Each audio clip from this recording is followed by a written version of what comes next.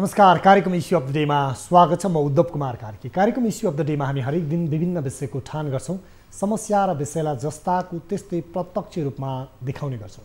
सिंहदरबारदेखि सुदूरसम्मका हरेक विषयलाई हामी उत्तिकै महत्त्व र प्राथमिकता दिएर समेट्ने गर्छौं।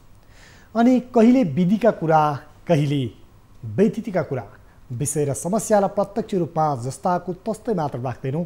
नागरिकका समस्या समाधान गर्न प्रयासरत समेत रहने गर्दछौं। कार्यक्रम इस्यु अफ द डेमा आज हामीले न्यायालयतिर नजर भन्ने विषयलाई उठान गरेका छौं।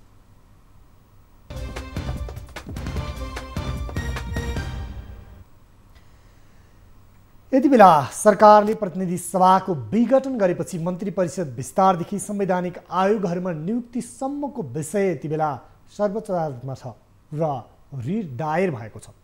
तर सुनवाईमा विलम्ब भएको छ र सुनवाईमा विलम्ब हुँदा यति बेला विभिन्न प्रश्नहरू उब्जिरहेका छन्। कानुनी एउटा मान्यता छ, ढिलो न्याय दिनु भनेको न्याय नदिनु सरह हो। न्यायालयमा महत्त्वपूर्ण कानुनी र संवैधानिक विषयमा समेटिएका रिटलाई उच्च प्राथमिकता दिनुपर्ने मान्यता रहेको छ। तर सरकारले संविधानको मर्म सङ्कुचित हुने गरी गत मङ्सिर 30 गते संवैधानिक परिषद सम्बन्धी जारी गरेको अध्यादेश, त्यसै गरी प्रधानमन्त्री केपी शर्मा ओलीले गत 10 गते मन्त्री परिषद विस्तार गरे र त्यसको पर्सिपल्ट सर्वोच्च अदालतमा काम चलाउ सरकारले केही गर्न नपाउने भनी रिट दायर भयो। दुई पटक पेशी तारिखमा राखियो तर निवेदनको सुनवाई भएन। अध्यादेशको विषयमा दर्ता भएको रिटको अवस्था पनि यस्तै छ। त्यति मात्र होइन, प्रतिनिधि सभा विघटनको विषयमा परेको रिटको अवस्था पनि यस्तै छ र यस्ता महत्त्वपूर्ण संवैधानिक र कानुनी प्रश्न समेटिएको रिटमा यति बेला हेर्न नभ्याइने भन्दै इजालस टुङ्गिने गरेको छ। आज हामी यही विषयमा केन्द्रित हुनेछौँ र सबैभन्दा पहिला यो रिपोर्ट हेरौँ।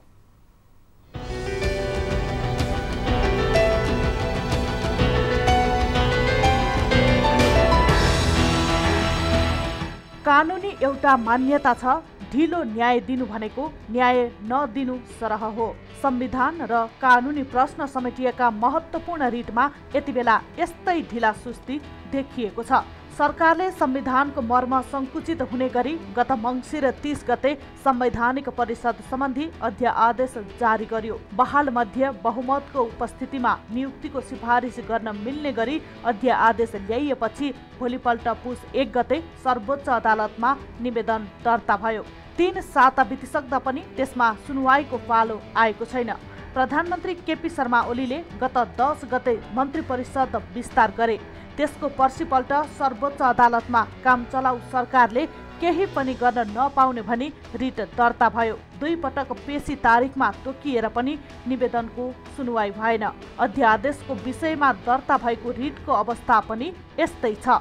यी घटनाक्रमले सरकारले गरेका गम्भीर काम कारबाही विरुद्धका निवेदनमाथि सर्वोच्च अदालत प्रशासनले सुनवाईमा ढिलाइ गर्ने र समय गुज्रदै जाँदा असान्दर्भिक बन्ने हो कि भन्ने चिन्ता थपिएको छ।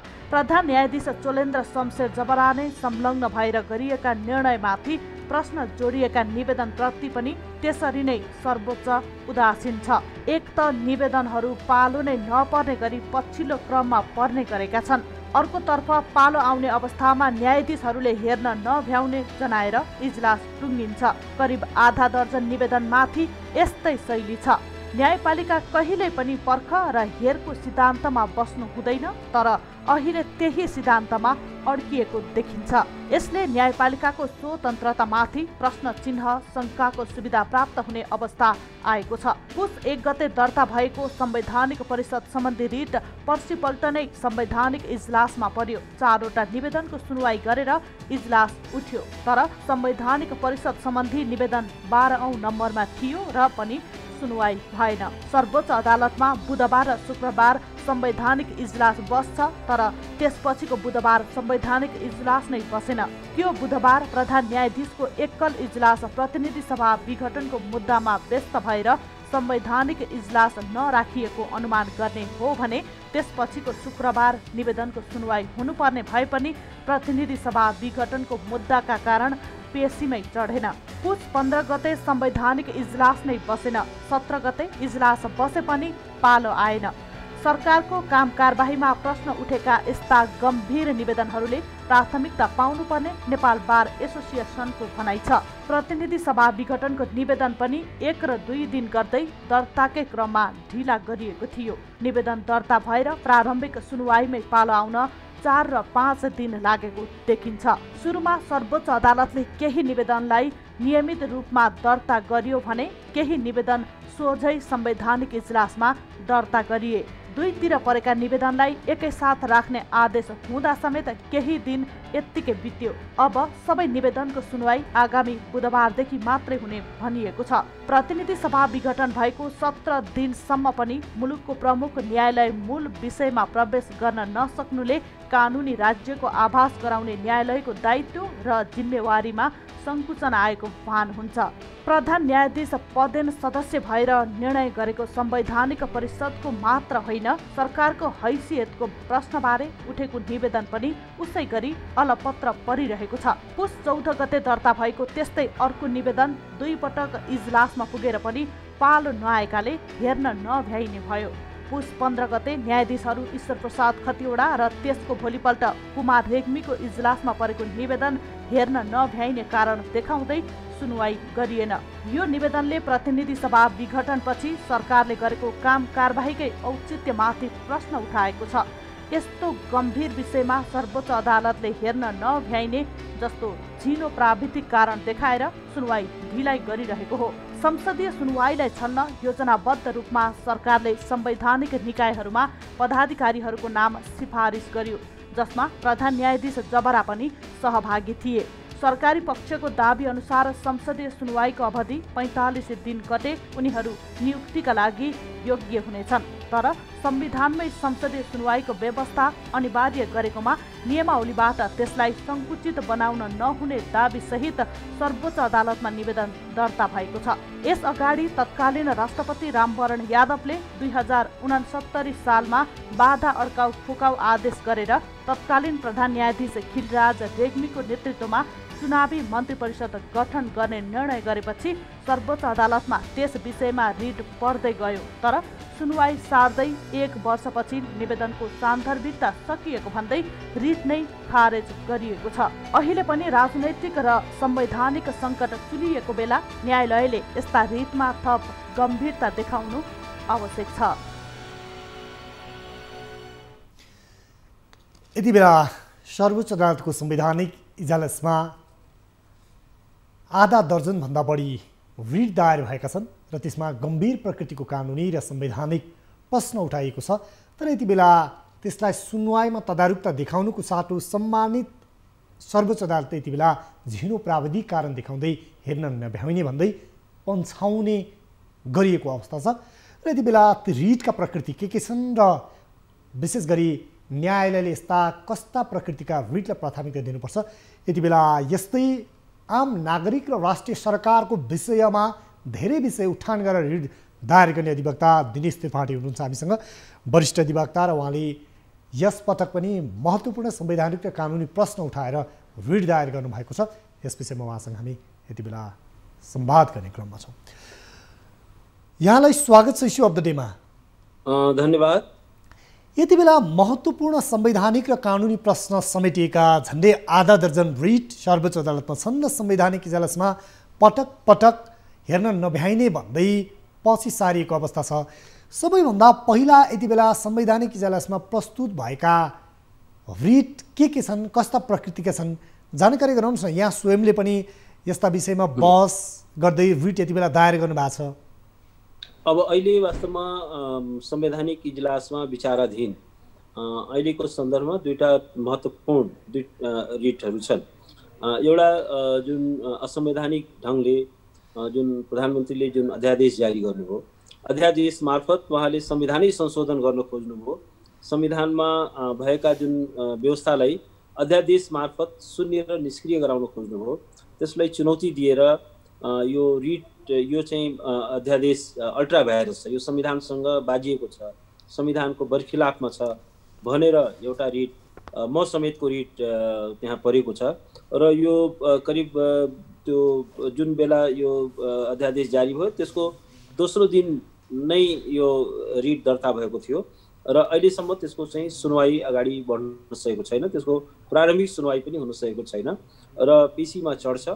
कहिले त संवैधानिक इजलास पनि बस्दैन, पेशीमा चढे पनि त्यसको पालो नआउने गरी त्यसमा त्यसको पालो आउँदैन र यो पनि एउटा गम्भीर कुरा हो, किनभने यो यस्तो अर्जेन्ट कन्स्टिट्युसनल इस्युजहरूलाई अदालतले यहाँले भन्नुभयो एउटा अल्ट्रा भायोलेन्टको विषय, या भने अल्ट्रा भायोलेन्ट भनेको संविधानसँग बाजिने गरी कानुन निर्माण गरियो भने त्यहाँनिर रिटको प्रावधान आकृष्ट हुन्छ, हाम्रो आम दर्शकलाई बुझ्ने भाषामा भन्दा। त्यसै गरी एउटा त्यस्तै अरू कुन कुन रिट दायर भएका छन्? संविधानसँग बाजिएका यदि कुनै कानुन छ भने, अब कानुन भनेर अध्यादेश पनि ऐन सरह मान्यता दिने भनेको छ संविधानले नै। त्यस निम्ति के छ भने यो अध्यादेश चाहिँ संविधानसँग बाजिएको छ। बाजिएको इन द सेन्स त्यसलाई एउटा प्राविधिक भाषामा भन्दाखेरि अल्ट्रा भाइरस भनिन्छ। त्यस कारण यो संविधानसँग बाजिएकोले र संविधानको धारा 133(1) चाहिँ त्यसमा आकृष्ट हुन्छ र त्यो 133(1) बमोजिम कुनै यदि कानुन बदलको माग गरिएको छ भने त्यसमा नेचुरली त्यो संवैधानिक इजलासको चाहिँ क्षेत्राधिकार आकर्षित हुन्छ। त्यस कारण त्यो मुद्दा एउटा रिट त्यो विचाराधीन छ, त्यसको प्रारम्भिक सुनवाई हुन सकेको छैन। अर्को थ्याङ्क्स गड कि भोलिदेखि यो प्रतिनिधि सभा विघटनको जुन रिट छ त्यसमा धेरै रिटहरू परेका छन्, झन्डै 1 दर्जन जति रिटहरू परेका छन्। त्यसको चाहिँ अब भोलिदेखि नियमित कन्टिन्युअस लगातार सुनवाई भनेर भनिएको छ। अब आशा गरौँ त्यसको चाहिँ सुनवाई होला। यहाँले भन्नुभयो 1 दर्जन रिट दायर भएका छन् भन्नुभयो। एउटा त जुन प्रतिनिधि सभा विघटनको विषयमा भयो, त्यसै गरी संवैधानिक परिषद सम्बन्धी अध्यादेश, संवैधानिक आयोगहरूमा नियुक्ति, त्यसै गरी मन्त्री परिषद विस्तारका विषय बाहिर आएका छन्। ती भन्दा बाहेक अरू कुन कुन कुरामा रिट परेका छन् यो सरकार विरुद्ध?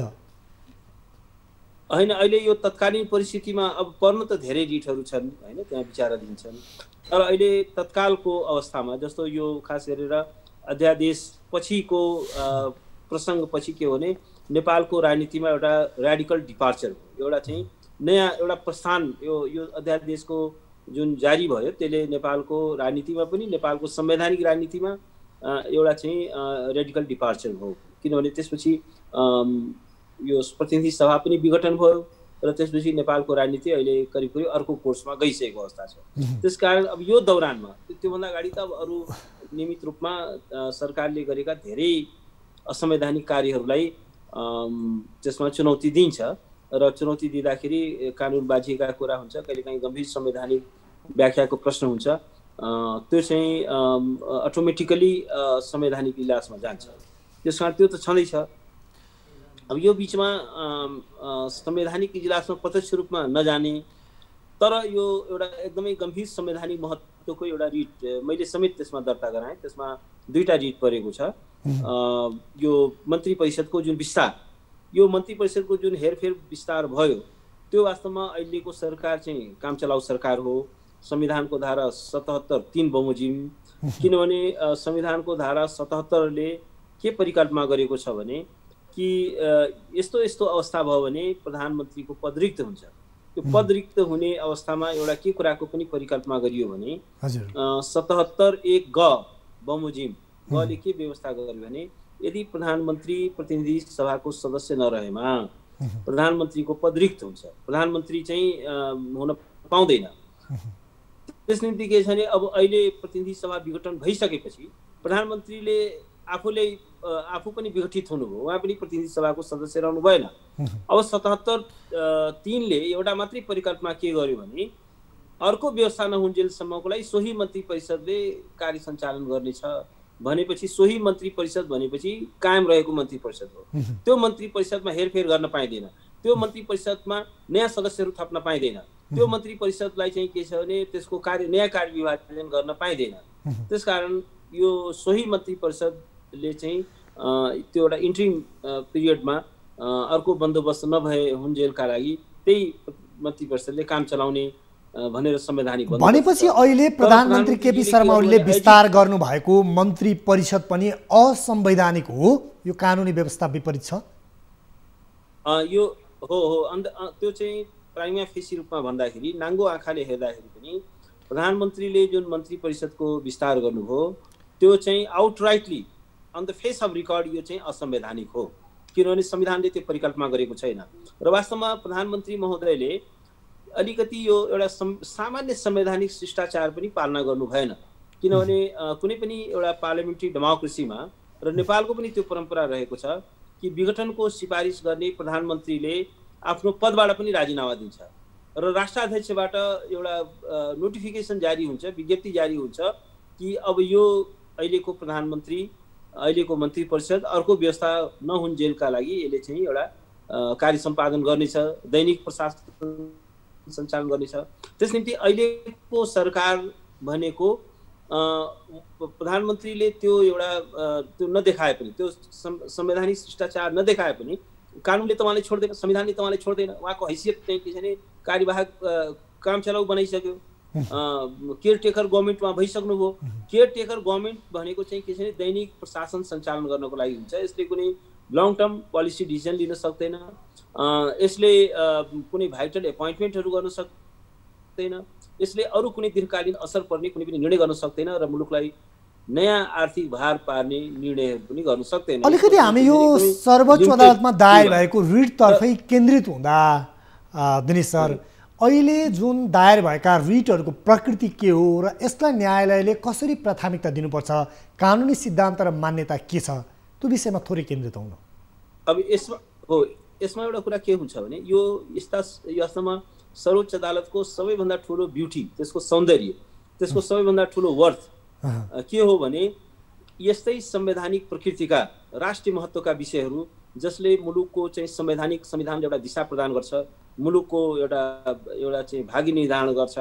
किनभने यस्ता प्रश्नहरूमा अदालतले कसरी एड्रेस गर्छ, कसरी सम्बोधन गर्छ, त्यो नै एउटा सर्वोच्च अदालतको सबैभन्दा ठुलो त्यसको चाहिँ ब्युटी हो, त्यसको सौन्दर्य हो। सामान्य चाहिँ जग्गा मुद्दाहरू त यो वास्तवमा जिल्लाहरूमा भइ नै रहेको हुन्छ, त्यो रेयर मुद्दाहरू वास्तवमा मात्रै सर्वोच्च अदालतमा पुग्नुपर्ने हो। तर वास्तवमा सर्वोच्च अदालतको काम नै के हो भने यो कानुनको व्याख्या गर्ने हो, संविधानको व्याख्या गर्ने हो। त्यसकारण के छ भने संविधानको 128(2) सर्वोच्च अदालतलाई संविधानको अन्तिम व्याख्याता मानेको छ। सर्वोच्च अदालतले संविधानको र कानुनको एउटा चाहिँ व्याख्या गर्न सक्छ, त्यो नै यसको सबैभन्दा ठुलो शक्ति हो, सबैभन्दा ठुलो पावर हो।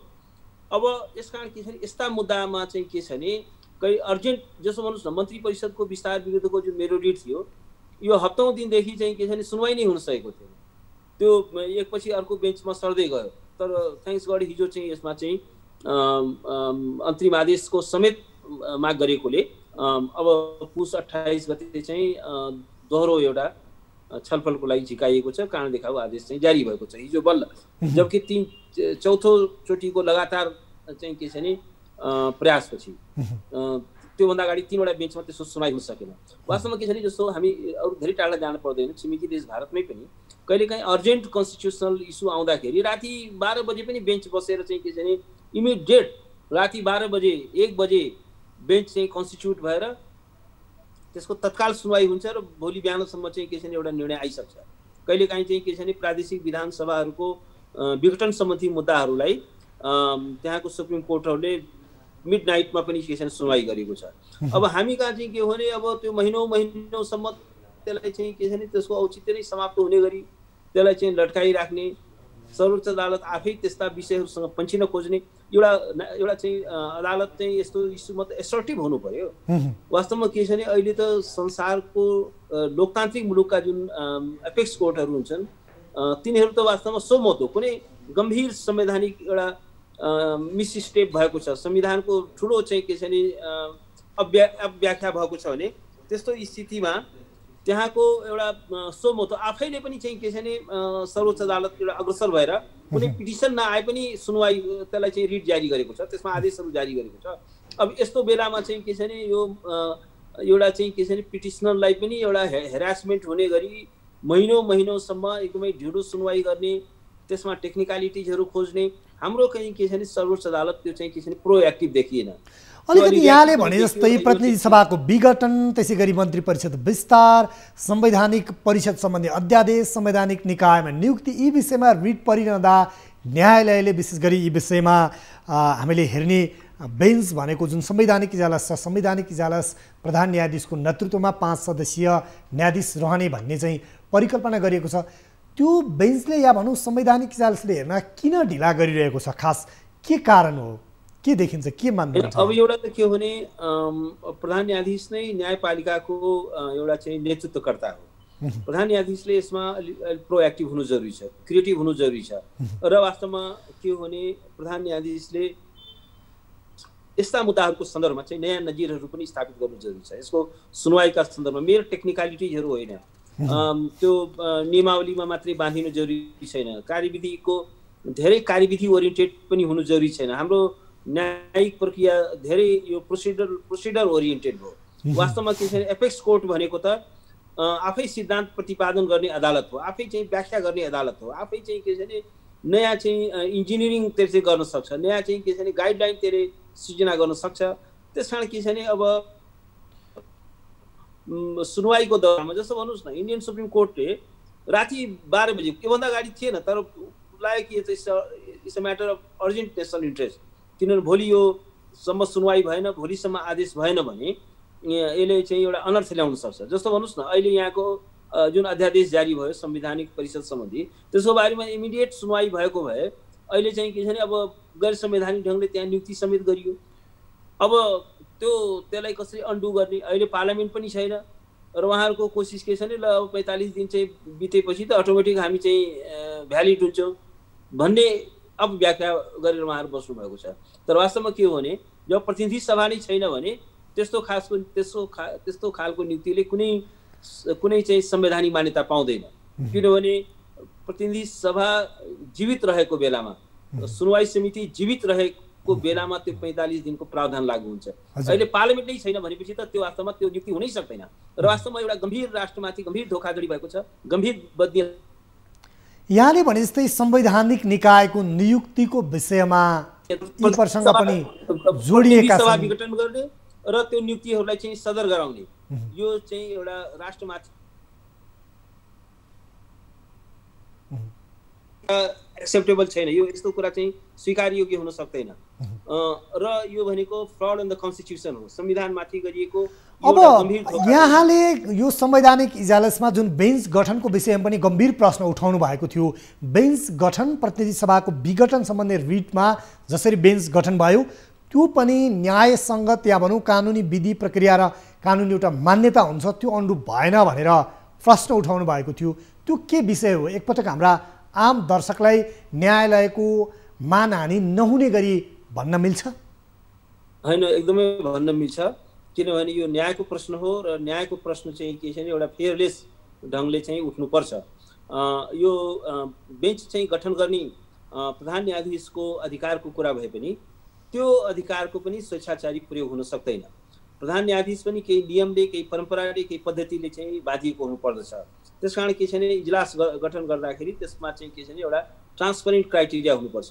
जस्तो संवैधानिक इजलास गठन गर्दाखेरि दुईटा मेजर क्राइटेरिया हुनसक्छ। एउटा चाहिँ वरिष्ठता, ज्येष्ठता या अर्को विद्धता, त्यो विषयको चाहिँ एउटा विशेषज्ञता, त्यो कुरालाई चाहिँ एउटा चाहिँ ध्यानमा राख्नुपर्छ। तर एउटा पिक एन्ड चुज चाहिँ त्यसरी गर्न मिल्दैन। र त्यसमा पनि मैले उठाएको एउटा प्रश्न के थियो भने जस्तो माननीय हरिकृष्ण कार्कीजी, उहाँ चाहिँ प्रधानमन्त्री केपी शर्मा ओली योभन्दा अगाडि प्रधानमन्त्री हुँदाखेरि उहाँले माननीय हरिकृष्ण कार्कीजीलाई महान्याय नियुक्त गर्नुभएको थियो।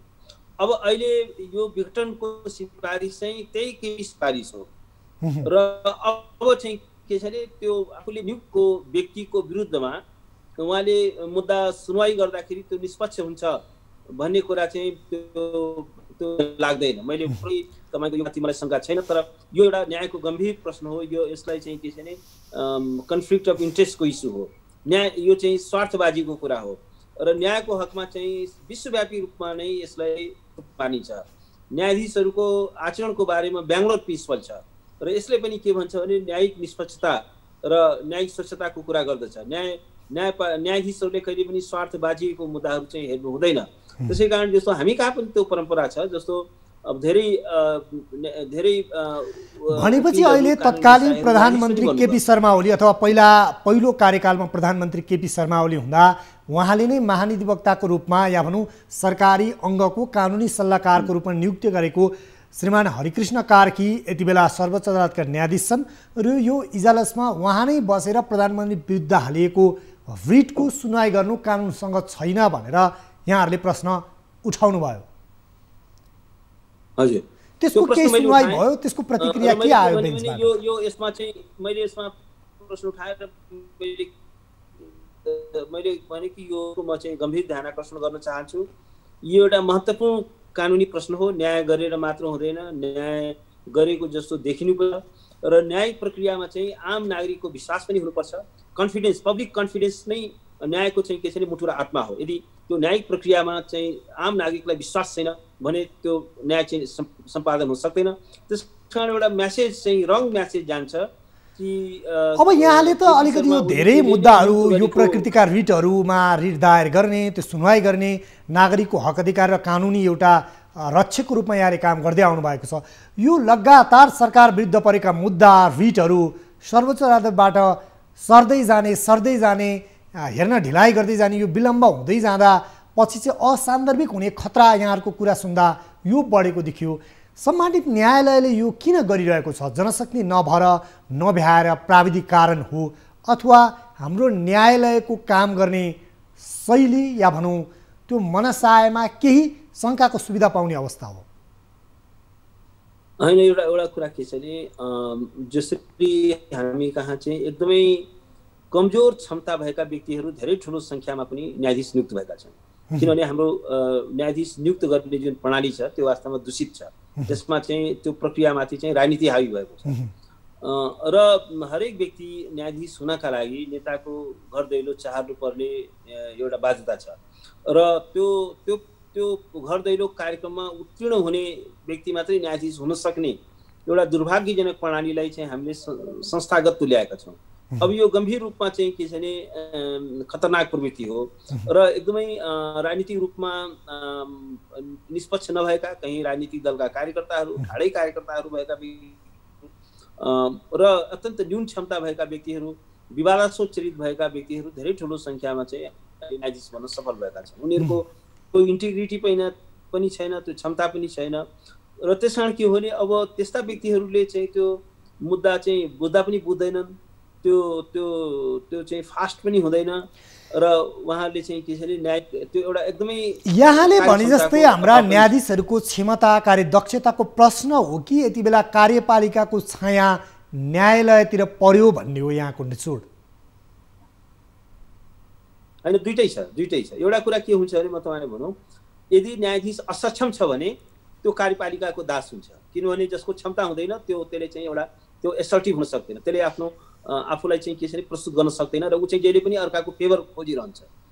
उसलाई आफूमाथि विश्वास हुँदैन, त्यस कारण कसैको फेभर चाहिन्छ, कार्यपालिकाको फेभर चाहिन्छ, कार्यपालिकाको छायामा स्याडोमा परेको हुन्छ र उसले आफ्नो संवैधानिक जुन उसको ड्युटी छ त्यसको निर्वाह गर्न सक्दैन।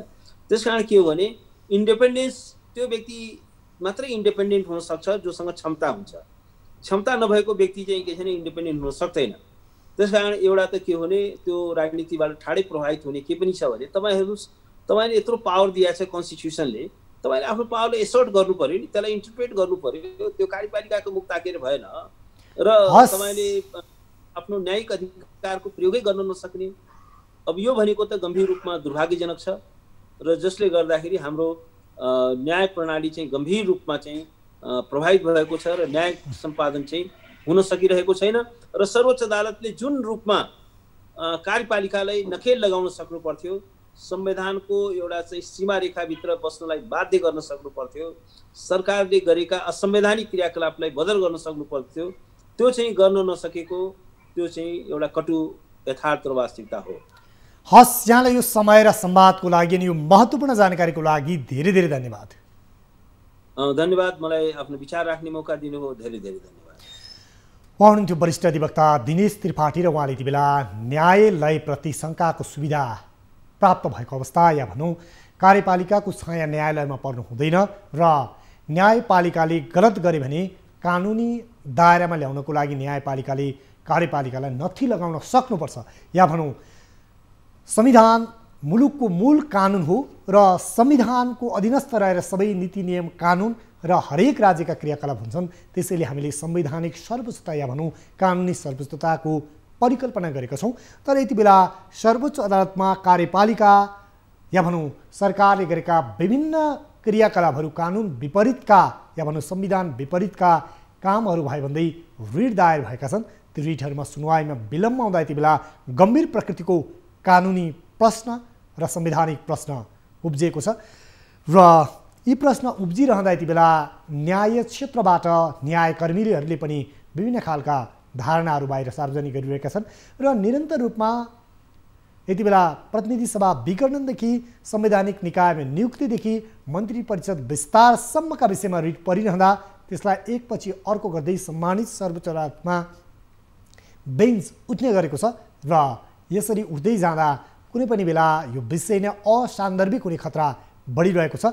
त्यसैले यति बेला न्यायाधीशको क्षमता योग्यताको विषय त छँदैछ, कतै न्यायालयमाथि कार्यपालिकाको छाया न्यायपालिकामा परेको हो कि भन्ने एउटा आशंका पनि या भनौँ प्रश्न पनि उब्जने गरेको छ। हुन त लोकतन्त्रमा, गणतन्त्रमा, प्रजातन्त्रमा पारदर्शिता सबैभन्दा ठुलो कुरो हो र न्याय निरूपण गर्ने विषय न्याय गर्ने मात्र होइन, त्यो देखिनुपर्छ र आम नागरिकले प्रत्याभूति गर्न पाउनुपर्छ।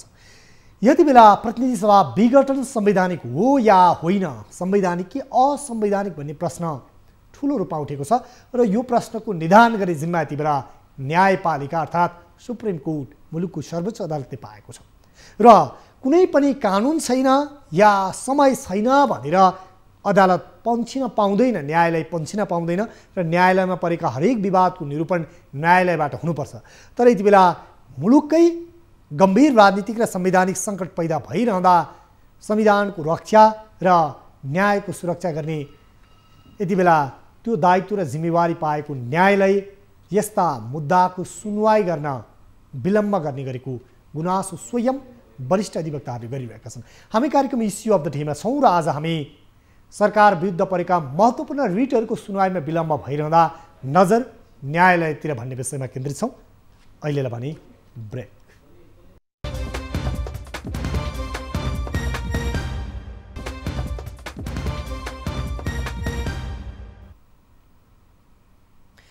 ब्रेकपछि स्वागत छ।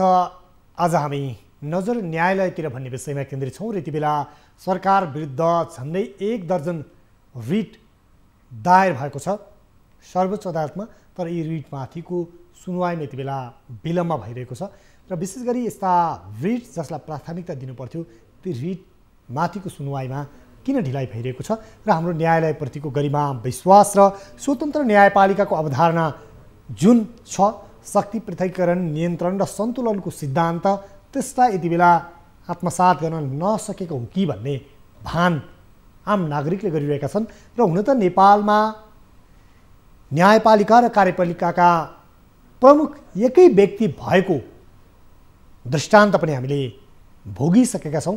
यद्यपि आगामी दिनमा त्यो हुँदैन भन्ने सम्पूर्ण न्यायकर्मीहरूको र आम नागरिकको आशा र आग्रह पनि रहेको छ।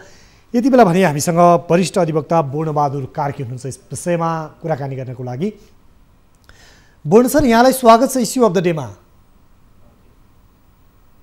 धन्यवाद। यति बेला न्यायपालिकामा विशेष गरी सर्वोच्च अदालतमा सरकार विरुद्ध थुप्रै रिटहरू परेका छन्। तर यी रिटहरूलाई जसरी न्यायिक दृष्टिकोणबाट या भनौँ न्यायालयमा रिटलाई सबैभन्दा पहिलो प्राथमिकता दिने गरिन्छ, त्यसमा पनि मुलुककै संवैधानिक सङ्कटको प्रश्न या भनौँ प्रतिनिधि सभा विघटन गर्ने कुरा संवैधानिक छ छैन भन्ने विषयदेखि मन्त्री परिषद विस्तारदेखि संवैधानिक परिषदको बैठक, त्यसै गरी त्यस सम्बन्धी अध्यादेश र संवैधानिक निकायहरूको नियुक्ति लगायतका प्रश्न समेटिएका रिटहरू छन्। तर यी रिटहरूमा निरन्तर सर्वोच्च अदालतबाट सुनवाईमा विलम्ब हुँदै आएको संवैधानिक बेन्चबाट यसको कारण के हुन सक्छ?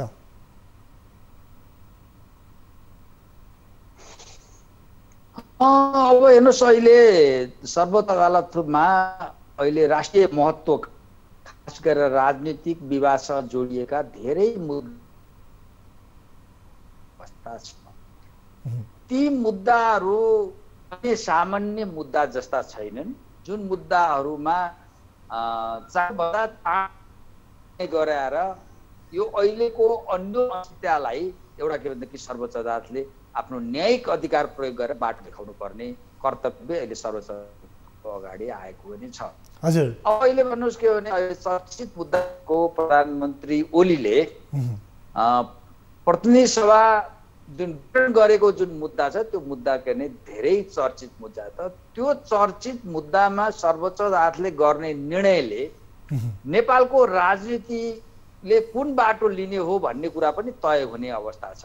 अथवा नेपालको के भनेदेखि अहिले जुन एउटा सङ्कटपूर्ण स्थितिबाट गुज्रिरहेको देशको अर्थतन्त्र छ, राजनीति छ, त्यसलाई के भनेदेखि अझ के सङ्कटपूर्ण भएर जाने हो कि यसले एक किसिमको सर्वोच्च अदालतले एउटा निकास दिने हो भन्ने प्रश्न पनि यसमा के भनेदेखि उठेको के नै छ।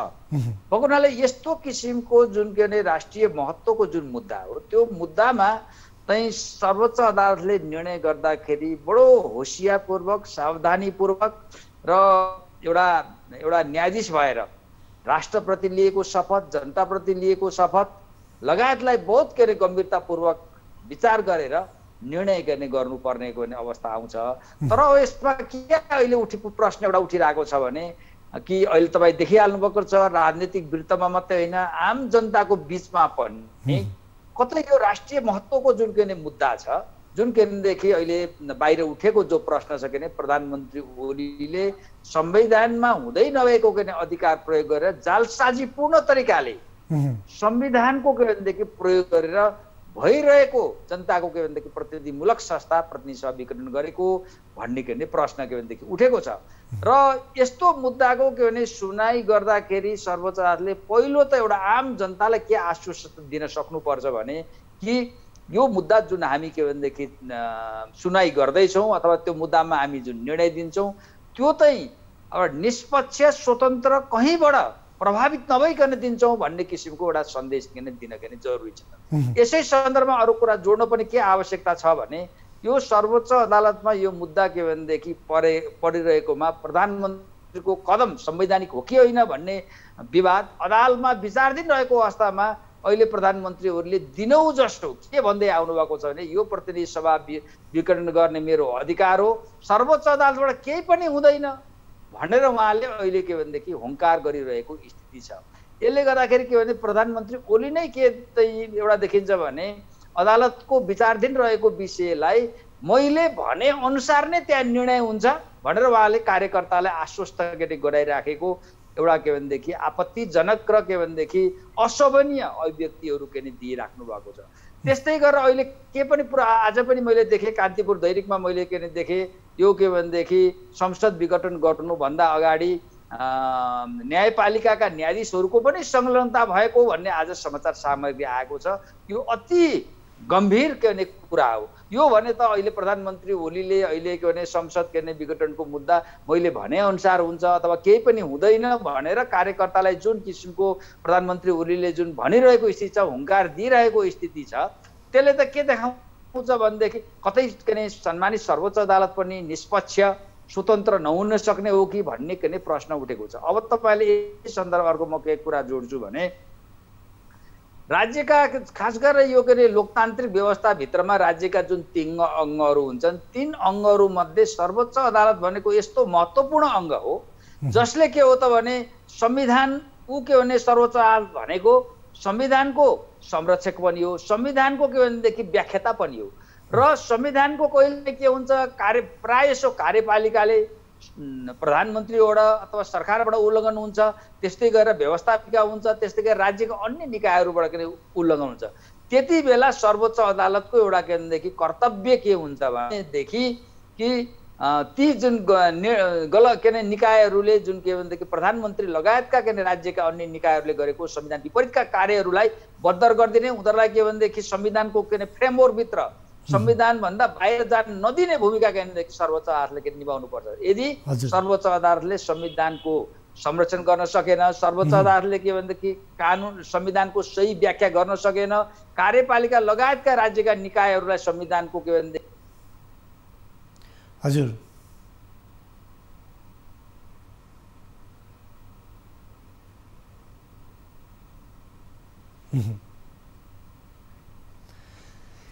यति बेला नेपालमा जुन कानुनी र संवैधानिक सङ्कट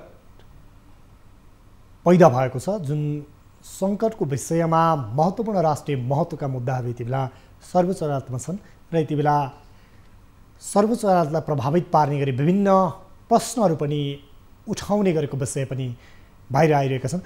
जस्तो बोर्ड सर यहाँले भन्नुभयो यति बेला यो कानुनी र संवैधानिक प्रश्न उठेको विषय राष्ट्रिय महत्त्वको मुद्दालाई न्यायालयले प्राथमिकता दिनुपर्थ्यो, मुलुकको राजनीति नै अब कता जाने भन्ने निर्णय समेत न्यायाधीशहरूले गर्नुपर्ने बेलामा अझ कार्यपालिकाको छाया या भनौँ कार्यपालिकासँग न्यायपालिका स्वतन्त्र हुन नसकेको हो कि साँठगाँठ या भनौँ त्यहाँ एउटा भनिन्छ नि पर्दा पछाडि सल्लाह गरेर पो यो अवस्था आएको हो कि भन्ने गरी यहाँले यो अभिव्यक्ति दिइरहँदा के हाम्रो स्वतन्त्र न्यायपालिकामाथि आम नागरिकहरूले जसरी विश्वास गरेका छन् त्यो विश्वास डगमगाउने अवस्था आएको हो?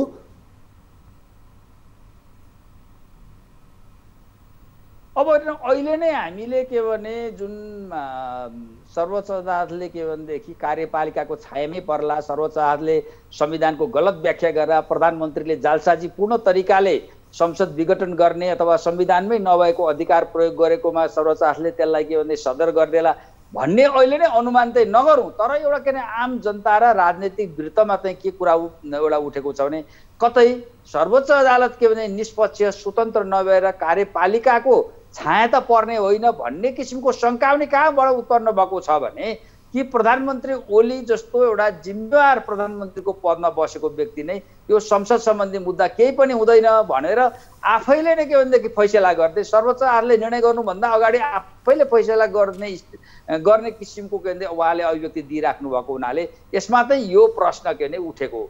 अब तपाईँले भन्नुहोस् भोलि मुद्दा सुनाइ हुँदैछ, सर्वोच्च अदालत कति निष्पक्ष स्वतन्त्र छ भन्ने कुरो के हो भने भोलि यस्तो राष्ट्रिय महत्त्वको मुद्दामा प्रधान न्यायाधीशले गठन गर्ने के भनेदेखि जुन बेन्च हुन्छ नि बेन्चमा राख्ने न्यायाधीशहरू पनि यसको टुङ्गो हुन्छ।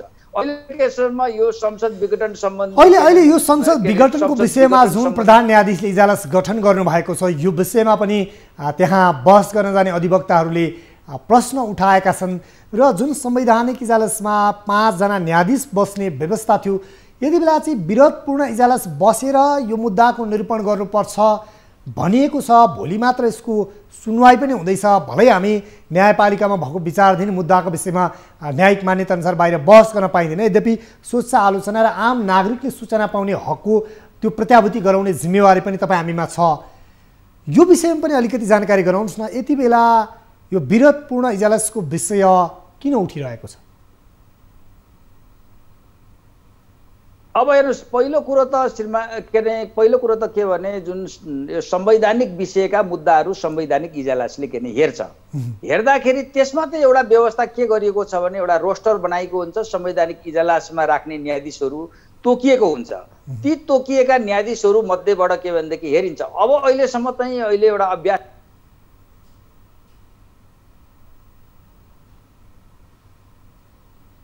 हजुर सिनियर न्यायाधीश राख्ने 1, 2, 3 गरेर 5 नम्बरसम्म के अरे 5 जना छन् भने 5 जना न्यायाधीशहरू नै राख्नु पर्ने। तर अहिले एउटा शङ्का उत्पन्न के भएको छ भने जस्तो यो अहिले योभन्दा अगाडि के भनेदेखि पहिलो सुनाइ गर्दाखेरि कस्तो घटना भयो भनेदेखि जस्तो प्रधान न्यायाधीश पछिको पहिलो न्यायाधीश वरिष्ठ न्यायाधीश दीपक कुमार कार्कीलाई त्यसमा राखिएको थिएन, त्यसपछिको के तेस्रो वरिष्ठ न्यायाधीश मीरा खड्कालाई राखिएको थिएन, त्यसपछि जुनियर न्यायाधीशहरू के भनेदेखि राखिएको अवस्था के थियो। एउटा राजनीतिक वृत्तमा आम जनतामा यो लिगल कम्युनिटीमा के प्रश्न उठ्यो भने यो कतै के भने किन यसरी के भने वरिष्ठ यस्तो जिम्मेवार मुद्दामा त वरिष्ठ न्यायाधीशहरूलाई किन राख्नु पर्नेमा आफू पछिको वरिष्ठ न्यायाधीश दीपक कुमार कार्कीलाई नराख्नु अथवा के भनेदेखि त्यसपछिको तेस्रो के भनेदेखि न्यायाधीश मीरा खड्कालाई नराख्नु, यसको पछाडि के हो भनेर एउटा के प्रश्न के उठेको छ। अब यो प्रश्न उठेकोमा अब भोलि फेरि के मुद्दा सुनाइन्छ, भोलिको के भनेदेखि इजलास कसरी गठन हुन्छ मलाई सम्भवतः लाग्छ अझ आज के भनेदेखि जुन बाहिरबाट अदालतको के भने स्वतन्त्रता निष्पक्ष जुन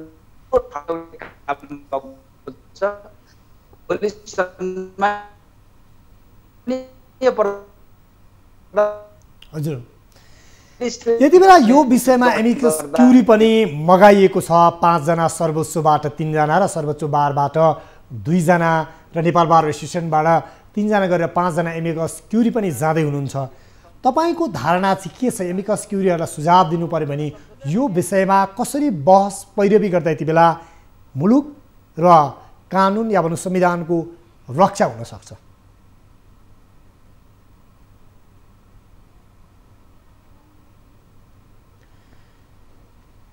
यति बेला वरिष्ठ अधिवक्ता बोर्णबहादुर कार्कीसँग हामी संवाद गरिरहेको छौँ। हजुर यहाँले मेरो प्रश्न सुनिराख्नु भएको छ? म सुनिरहेको छु। म त अहिलेको भनेको म टुङ्ग्याउँछु र त्यसपछि के भने त्यसरी वरिष्ठ न्यायाधीशहरू 9 जना 11 जना यस्तो संसद विघटनको सम्बन्धमा के राख्ने गरेको थियो। किनभने यसले गर्दाखेरि धेरैभन्दा धेरै न्यायाधीशहरूको एउटा वरिष्ठ न्यायाधीशहरूको के बुद्धि र विवेक उनीहरूको के भने न्यायिक मन प्रयोग होस् भन्ने उद्देश्यले बृहत लार्जर के भने बेन्च गठन गर्ने चलन थियो। तर यो मुद्दा पनि अहिले के कुरा उठिरहेको छ खास गरेर कानुनका विज्ञहरूबाट भने कि यसमा पनि कम्तीमा पनि एउटा के बृहत कम्तीमा पनि 9 जना 11 जना अथवा बृहत के भनेदेखि बेन्च गठन गर्नुपर्छ, जसले गर्दाखेरि आम जनतामा पनि के भने एउटा विश्वास के होस् भने अदालतले यसमा निष्पक्ष र स्वतन्त्र रूपमा यो इस्युलाई के भनेदेखि निर्णयमा पुग्न कोसिस गरेको छ। यसलाई के हो भने प्रायोजित रूपमा अथवा कार्यपालिकालाई सहयोग गर्ने हिसाबले यी सबै प्रायोजित रूपमा कुनै एउटा के भने खाली बाहिर देखाउने रूपमा मात्रै यो काम भइरहेको छ भन्ने कुरो जुन जनतामा के भनेदेखि जुन प्रश्न भोलिका दिनहरू उठ्छ अहिले पनि उठिरहेको छ, त्यसको निरूपणको लागि पनि बृहत बेन्च गठन गर्यो भने अहिले अदालतप्रति के भनेदेखि जुन आम जनताले लिगल कम्युनिटीले जो औँला छडाइरहेको छ त्यसको समाधान हुन्छ भने जस्तो मलाई लाग्छ। अर्को प्रश्न थियो मेरो, एमिकस क्युरी यति बेला मगाइएको अवस्था छ। यहाँहरू न्याय क्षेत्रका व्यक्तिहरू न्यायकर्मीले दिने सुझाव के हुन्छ? यो राष्ट्रिय महत्त्वको र मुलुकको एउटा भविष्य र मुलुकको पोलिटिकल कोर्स नै परिवर्तन गरिदिने यो मुद्दाको विषयमा यहाँले न्यायिक सुझाव दिनुपर्दा?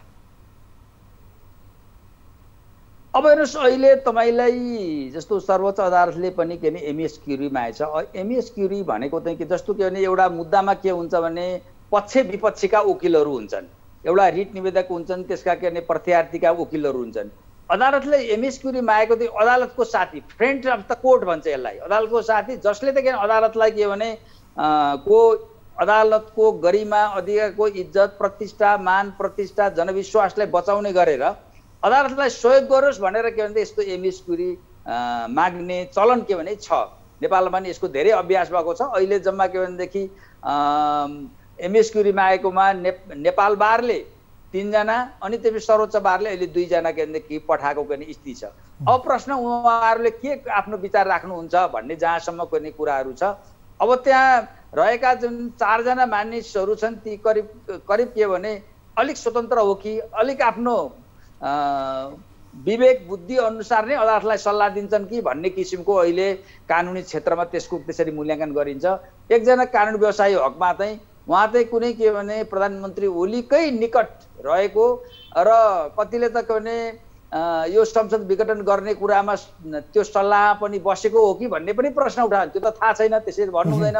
तर के हो भने त्यो प्रश्न वास्तवमा के भने त्यो प्रश्नहरू के भनेदेखि उठेको छ, त्यो त अब भोलि गएर उहाँहरूले कसरी के भने आफ्नो विचारहरू प्रस्तुत गर्नुहुन्छ त्यति बेला त उहाँको यहाँले एमिकस क्युरी जाने व्यक्तिको विषयमा भन्नुभयो कि यो संसद विघटन गर्ने विषयमा सल्लाह सुझाव दिएको भनेर या यहाँले बेन्चतिर या न्यायाधीशतिरको प्रसङ्ग जोड्नुभयो?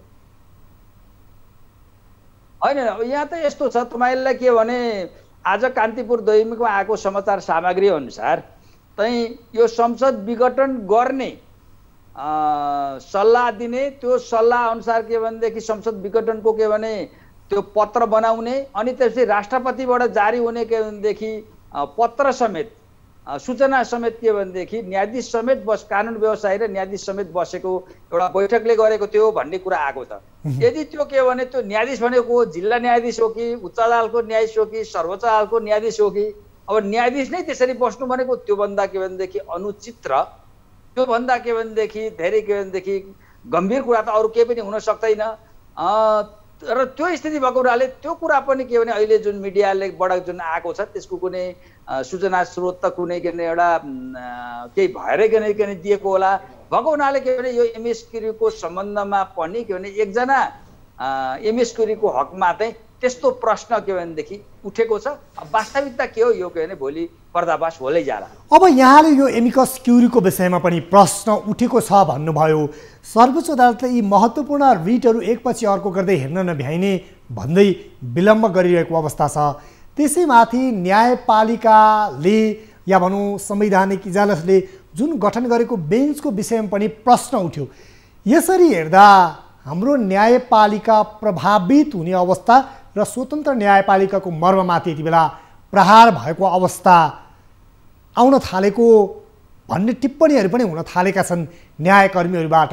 स्वयं बारका अध्यक्ष नेपाल बार एसोसिएसनका अध्यक्ष चण्डेश्वर श्रेष्ठले जारी गरेको विज्ञप्तिमा पनि यो कुरा उल्लेख थियो।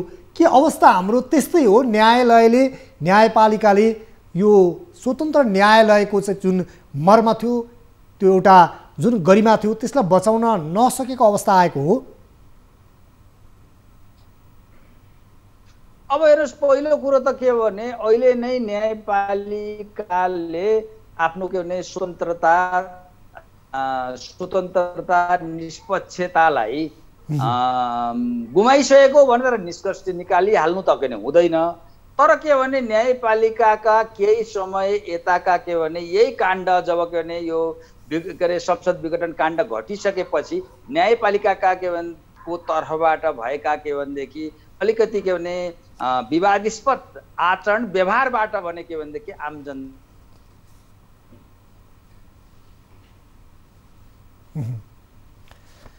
यहाँलाई यो महत्त्वपूर्ण विचार अनि यो समयको लागि बढ्नु सर हामी धन्यवाद दिन चाहन्छौँ। यहाँले अन्तिममा केही महत्त्वपूर्ण विषय जोड्दै हुनुहुन्थ्यो।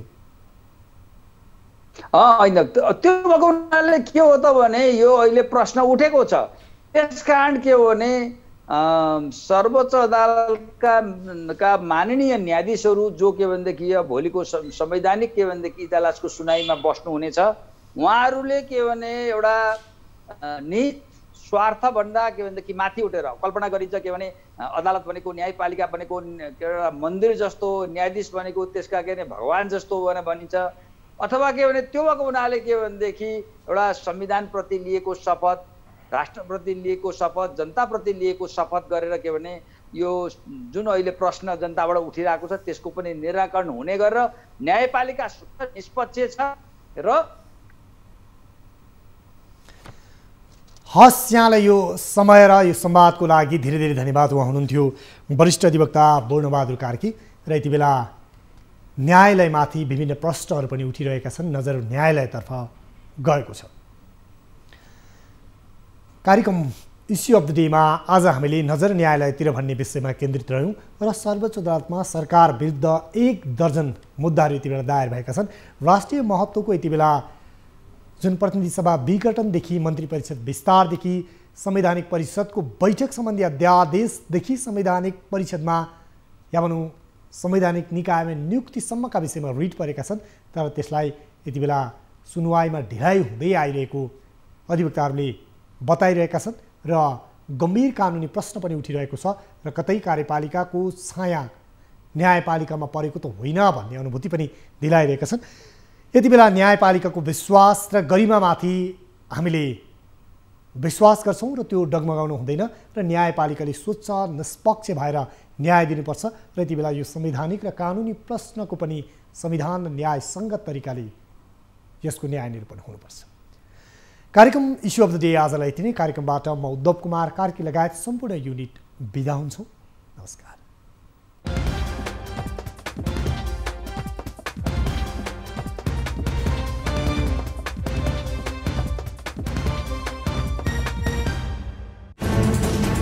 कोरोनाले सृजना गरेको सङ्कटमा पल पलका न्युज अपडेट र हर क्षेत्रको कभरेजका लागि न्युज 24 नेपाल युट्युब च्यानललाई सब्स्क्राइब गर्नुहोला।